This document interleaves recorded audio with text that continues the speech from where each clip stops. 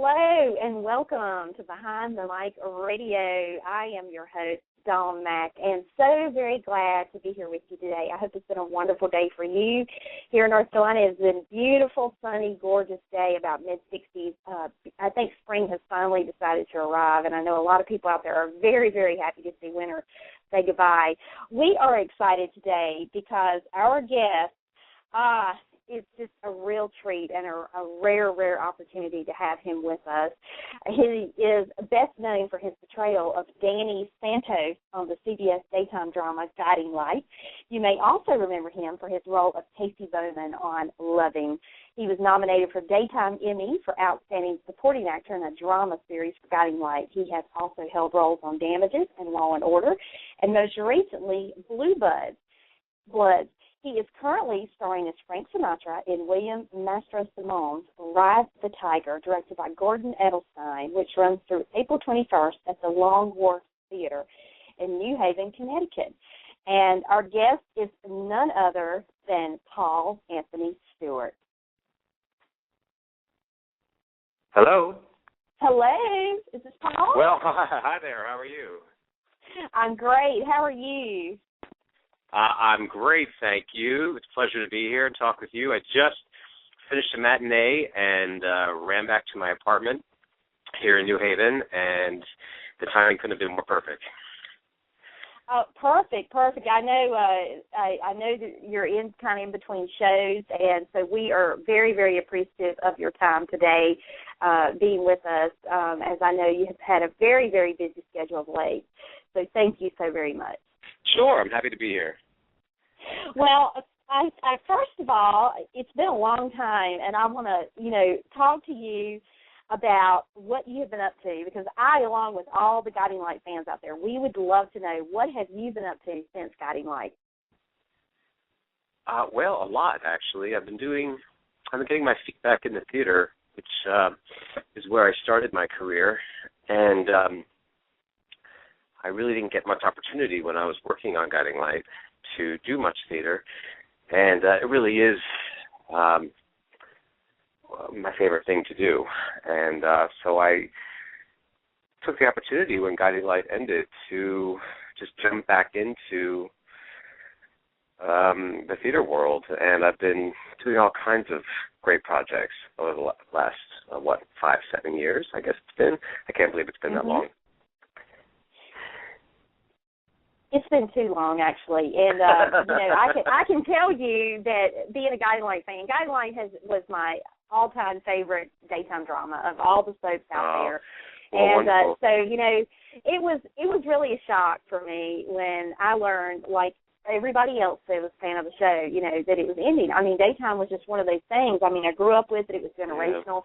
Yeah. You just never in your wildest imagination thought that daytime dramas would go off the air. It was just not heard of. And so it was just, it was like as things kind of unfolded with that, it was just like really, it just, even to this day, it seems very surreal almost that it's not on the air anymore. And so, but it's very sad. Many jobs were lost, and then all of you viewers lost all those favorite characters who many of you grew up with. And one of the greatest joys of working on Guiding Light was meeting the viewers over the years and hearing the different stories of how they came to start watching Guiding Light, what made them tune into Guiding Light, and so many times I met people who started watching Guiding Light because their grandmother watched Guiding Light, and it was a real family tradition handed down from grandmothers to daughters, and so many. And then when I started on Guiding Light, the internet really started taking off, and then we had the emergence of chat rooms where fans and viewers could meet each other through cyberspace and arrange gatherings, and friendships formed across the world, which was really an amazing thing to witness when it began, and then as it grew and mushroomed into something really pretty spectacular.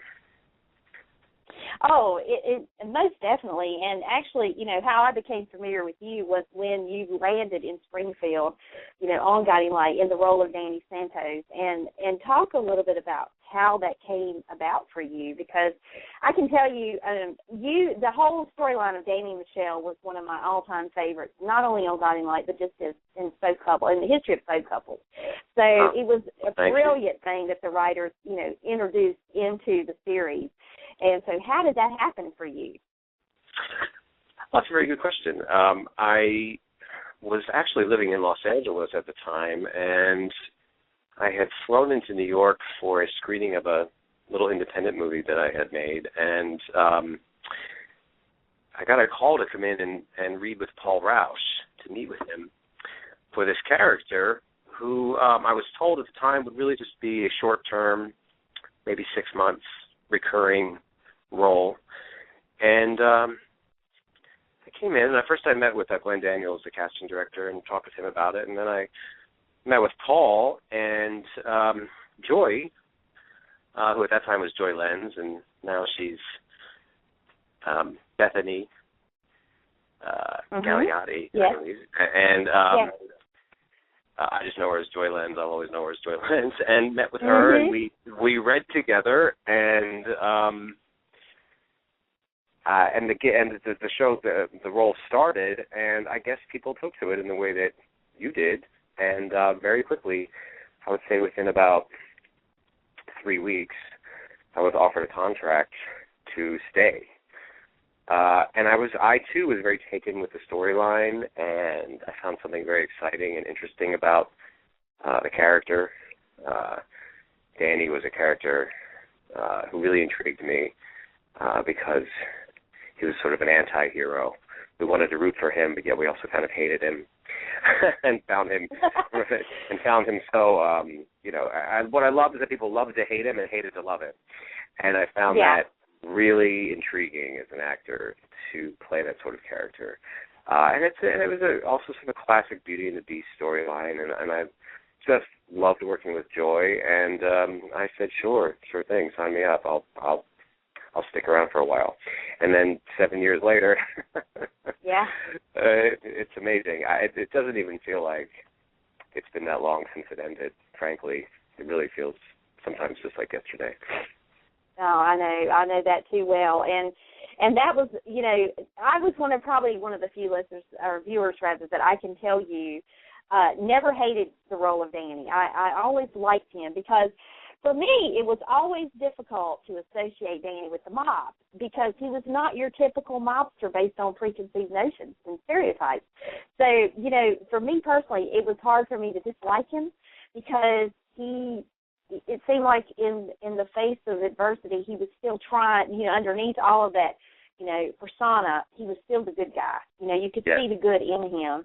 And so what are some of the things that you perceived about his character? Because you played him so well and made him your own.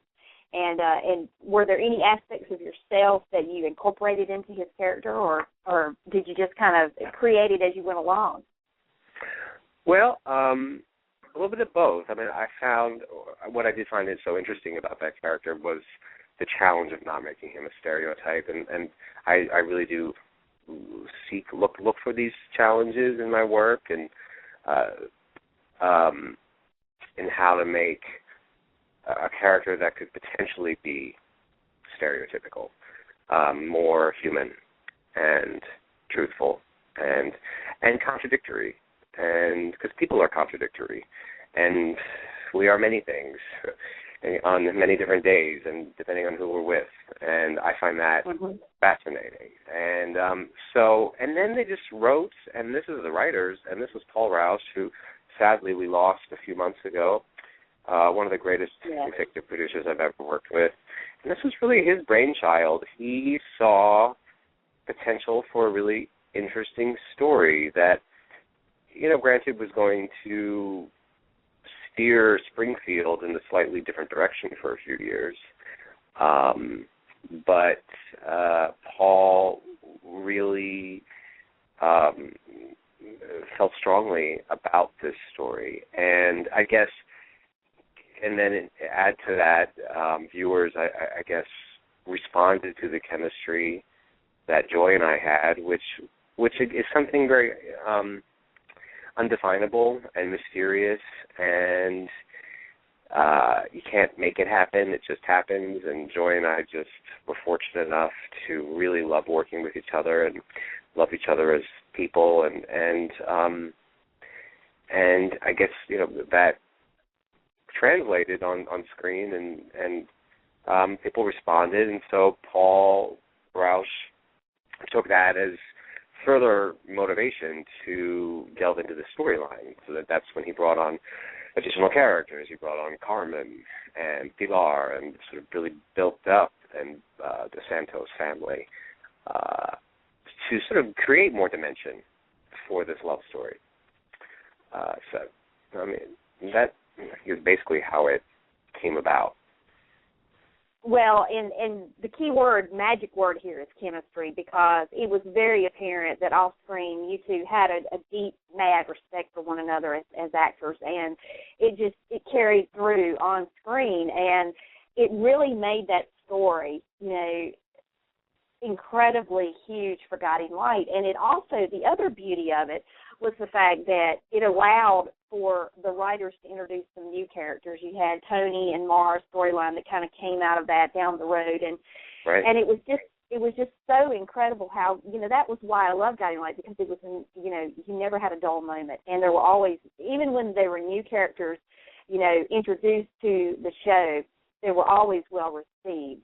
And it's kind of a little bit different today. I see it, you know, a lot in some of the daytime shows. It's not quite like that, but that was the beauty of, you know, what was going on, you know, to make the show what it was. And so that was one of the biggest reasons why I hated to see it end, because it was always good to watch every day. You know, yes. You just never thought that Springfield would close down, you know, so to speak. No, I don't think anybody really did. Yeah, that was a sad day.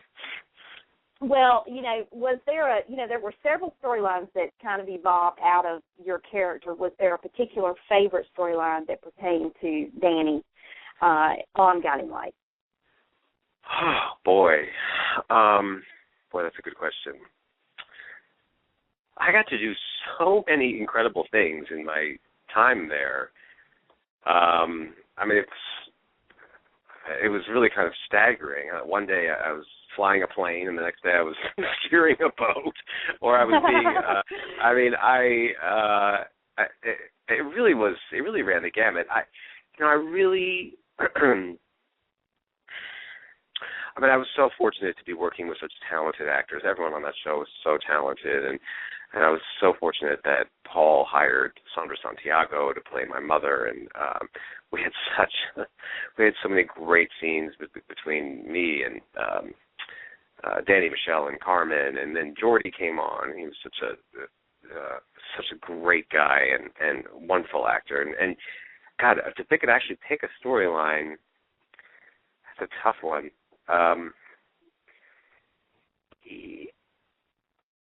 I would say, I really enjoyed going. There was a period when Danny went undercover to bring down the mob, and that was a fun challenge to play. But I think and I really enjoyed that, but I think what really I enjoyed the most, and probably what the fans really enjoyed the most, I'm guessing, and what made that storyline really kick into gear, was Danny and Michelle just always fighting for their love, and whether that meant fighting every family member that each of them had, but just fighting to be together. That the passion that the writers outlined for us between these two characters was always. Basically, when you're acting, what you pray for is a really good obstacle, something to overcome, and the writers were really great at continually giving us something to fight against, and that made it interesting for us. So I don't know if I could even pick. It's funny because I think of the entire 7 years as a storyline, as an arc, for these characters. So to pick out some isolated moments. I enjoyed faking my death. That was fun. Mm-hmm. I mean, how often do you get to do that?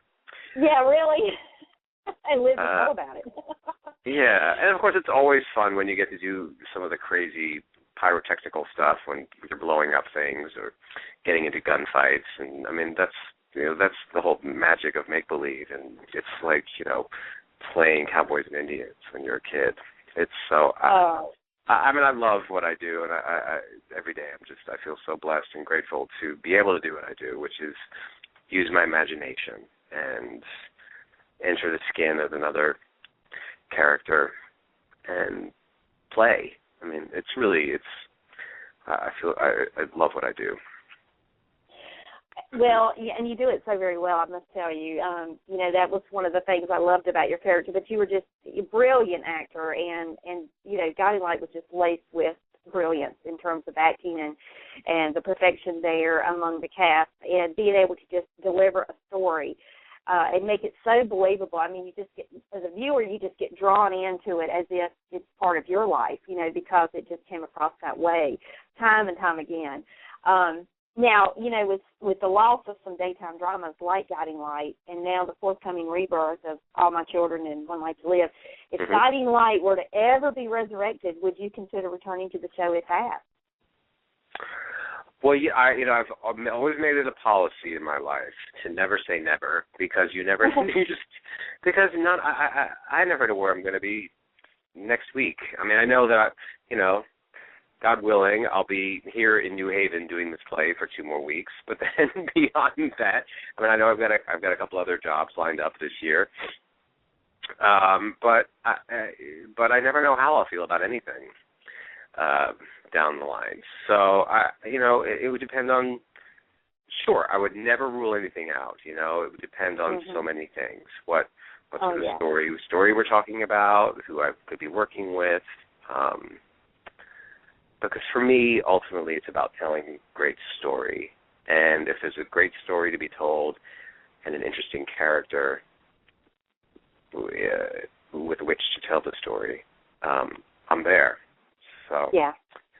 Well, and let's turn now to your current project, because I believe this is, from what I've read, it's a great story. You are starring as Frank Sinatra in the William Nastro Simone's Ride the Tiger, which is directed by Gordon Edelstein, and it runs through April 21st at the, I believe, the Long Wharf Theater. Am I correct?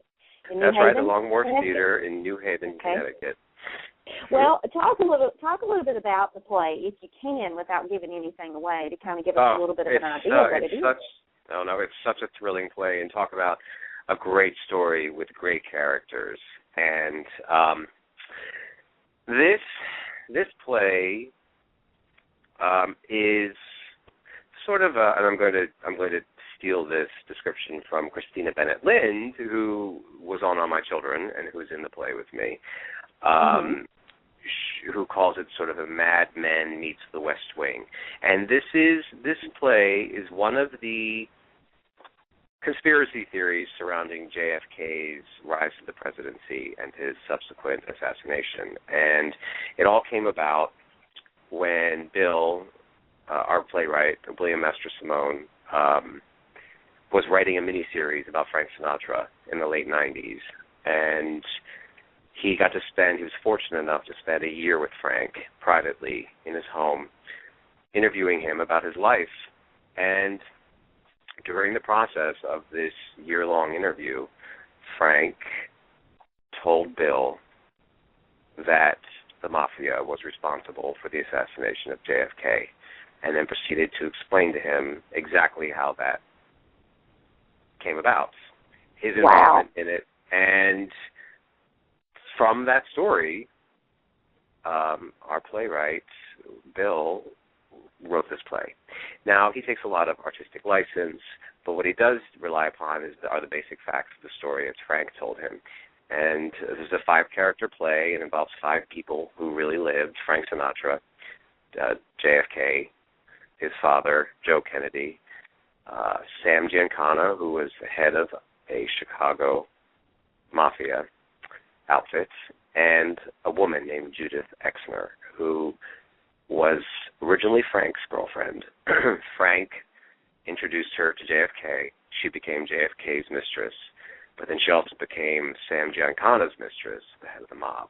And it was about the triangle created, and the things, and what's so wonderful about this play is it's seductive, and it's sort of a political thriller. It's incredibly funny until it's not, as our director Gordon likes to say. And by the end of the play, I think anyone who may have felt doubtful about the plausibility of this particular story may reconsider how they think about it, because the way it's laid out in this play makes the theory seem very credible.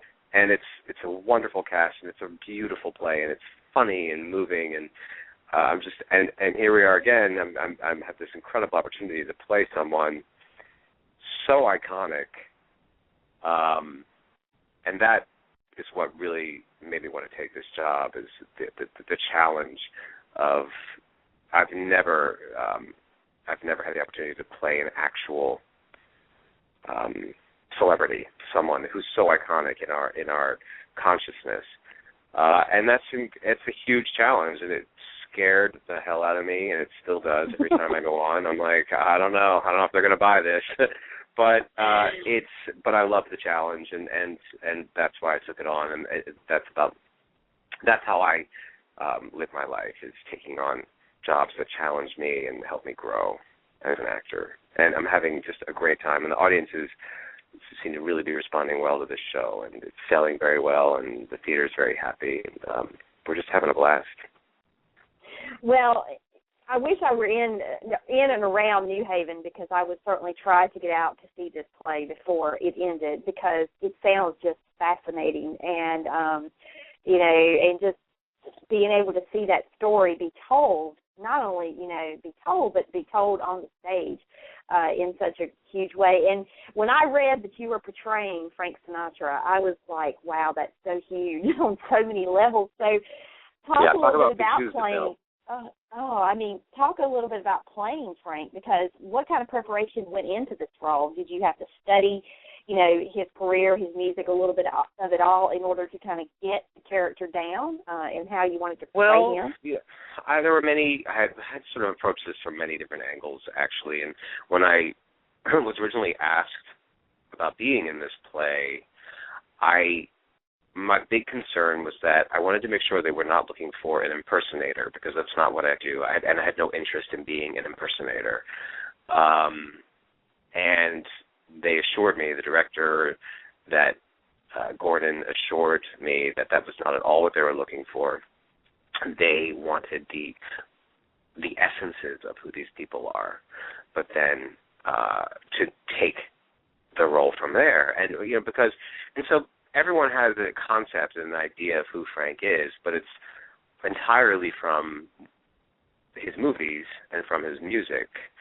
And I approached this role by reading as much as I could about him, about his private life, about his personal life. And from talking, I had the incredible good fortune of having Bill, our playwright, here working on the play with us, and Bill spent a year with Frank. And I could speak with Bill about what Frank was really like in private, because this play takes place in private. All the scenes that happen between the characters are two-person scenes in a room where no one else is listening. So we're really seeing the private lives of these people, not the public personas.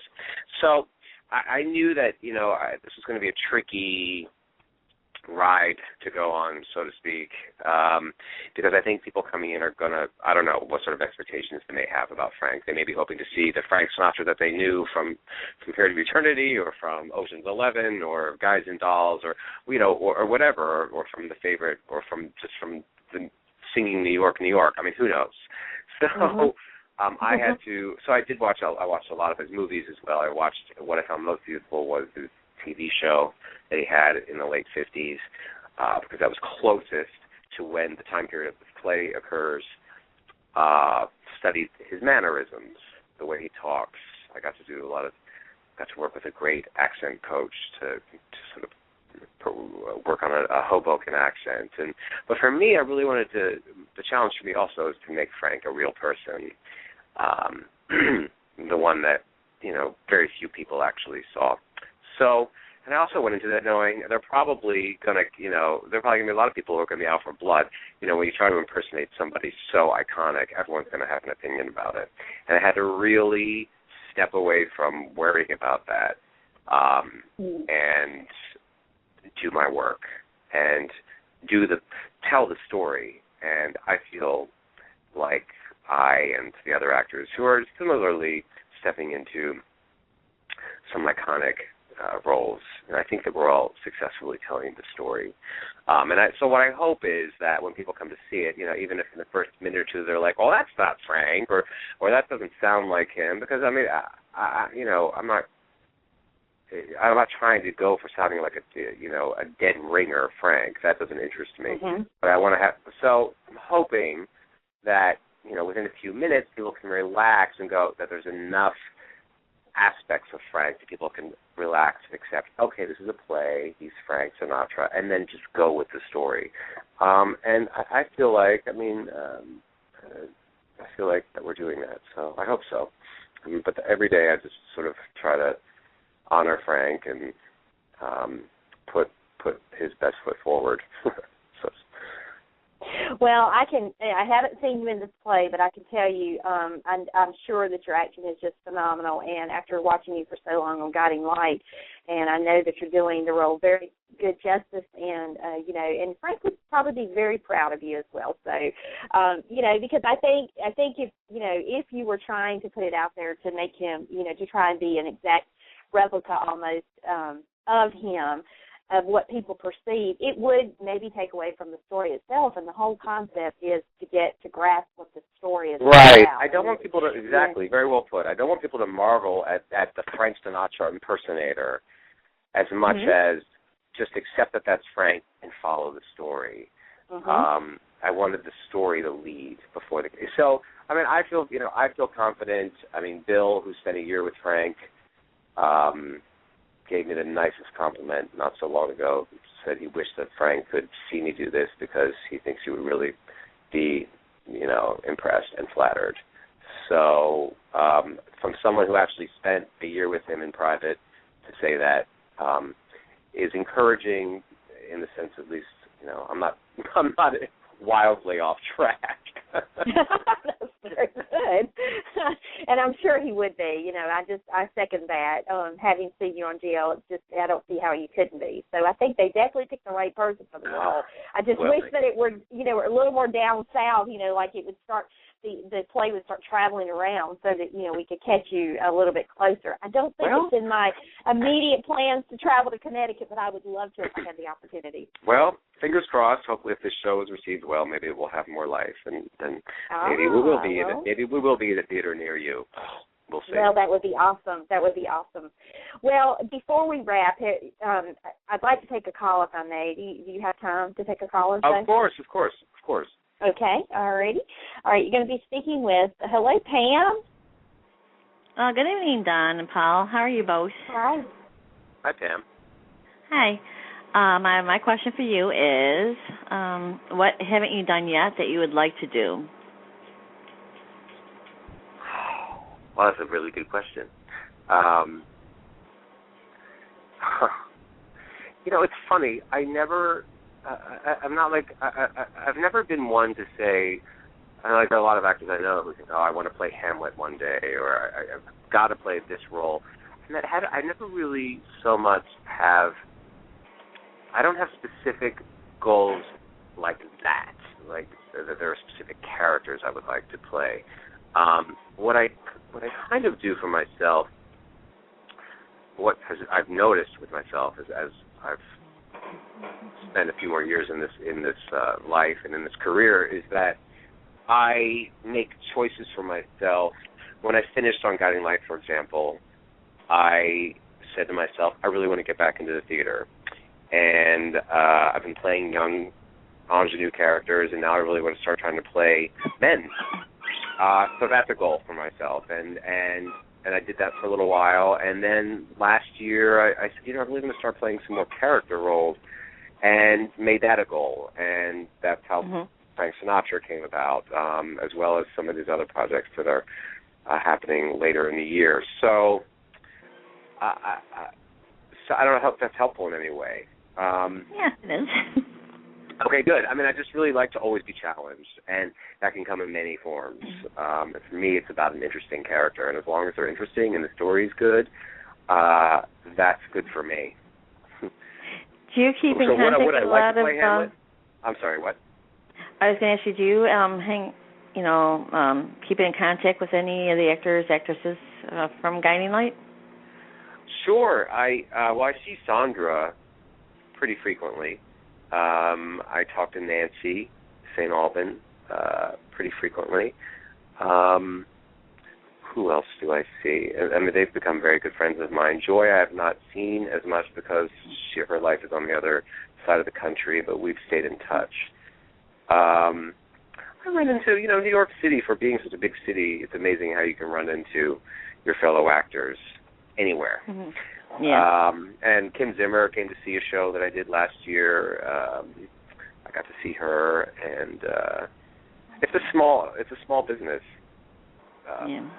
which is nice and comforting. You never really feel like you're saying goodbye to anyone. I miss Guiding Light so much. I miss it so much, the show, and all you actors and actresses. Thank you so much. Well, thank you for your viewership over the years. Well, thank you. And I'll let you go in case you have any other phone calls. Thank you, Dawn. Thank you, Pam. Appreciate you calling. Bye. Bye. Paul, we have one more, and actually this is an international call that has Skyped in. Their name is Rowena, and they're calling from Malaysia. Okay. And today, her mother is Melinda, and today is her mother's birthday, and she wanted to know if you could give a shout-out to her mom. Of course. Rowena? Hello. Hi, Rowena? Hi, Paul. Hi.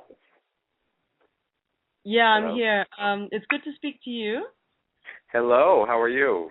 I'm very well. It's 6:30 a.m. here, so we're quite dedicated fans. I saw you. Gosh. I know, but it's all worth it. I saw you in Landing a couple of months ago, and I thought, almost a year ago, and I thought you were really good. So I've always liked your stage work. It's my mother's birthday today, and I thought it'd be great if you could just, wish her for me. Happy birthday to you. Happy birthday to you. Happy birthday, dear. What's her name? Maslinda. Happy birthday to you. Oh, that's lovely. There you go. Thank you. Thank you. And I was wondering, Paul, what has been your most challenging role to date? I think frankly, actually, it's Frank. Frank is really challenging. It's very scary stepping into the shoes of someone so iconic and famous, who everyone has an opinion about. It's very challenging, but I'm having a great time. That's great. Doing it. As long as you're having fun. As long as you're having fun. I'm having a blast. I really am. Ring-a-ding-ding, as Frank would say. That's fantastic. Anyway, good luck, Paul, and I hope to see you someday soon. Take care. Thank you very much. Thank you. You too. Bye-bye. Thank you so much. Goodbye. Thank you. Bye. Bye-bye. Oh, wow, you just never know who's going to be listening, calling. They Skyped in all the way from Malaysia. So you have fans around the world. That is just amazing. Amazing. Well, I tell you, I have thoroughly enjoyed speaking with you today and catching up, and I know all the GL fans who are listening are just thrilled that you were able to do this interview, because we have all missed seeing you on television. We've all missed, knowing what's going on with you, and it's so nice to finally catch up and to speak with you today. Thank you. Well, it was a pleasure to be here and to speak with you as well, and we'll do it again. Oh, definitely. Please do. And we definitely keep in touch. Thank you, and best of luck to you as the play continues through the 21st of April. Thank you so much. I appreciate it. Best to you, too, as well. Take care. Take care. Bye-bye. Bye. Well, folks, there you have it. Paul-Anthony-Stewart is our special guest today, and I must tell you that that was a real treat for me, being a Guiding Light viewer all those years and following that storyline as it unfolded from start to finish. And he's just a phenomenal actor, but he's an even more phenomenal human being. And so very honored to have him with us, because it's a very rare thing that, I did a lot of research before this interview. I found very little evidence of a lot of interviews that he has done, really over his career, but especially since leaving Guiding Light. And so this was a rare opportunity, and just feel so blessed and fortunate to have him with us today. And wow, a caller all the way from Malaysia. I mean, it's amazing, how far-reaching the soaps are, especially, when you have a soap like Guiding Light, who, had the longest running record in television as far as longevity of a show, and to just, have fans that are worldwide, even to this day, that still follow and keep up with the former actors of the show. That is just incredible. Just a great track record. It just goes to show, what kind of, impression that all of these people made on all of us, fans of the show. So it's been a great day, and I hope that you enjoyed that as much as I did. I could have talked to him another hour or so, but he actually was in between performances of the show. And if anyone wants to catch his performance, he is performing in this play. The play is called Ride the Tiger, and it runs from now until April 21st. It's being held. Hang on, I can tell you again. It's being held at the Long Wharf Theater in New Haven, Connecticut. So if you're in the Connecticut area between now and the 21st of April, stop in and catch it. It sounds just like a fascinating play.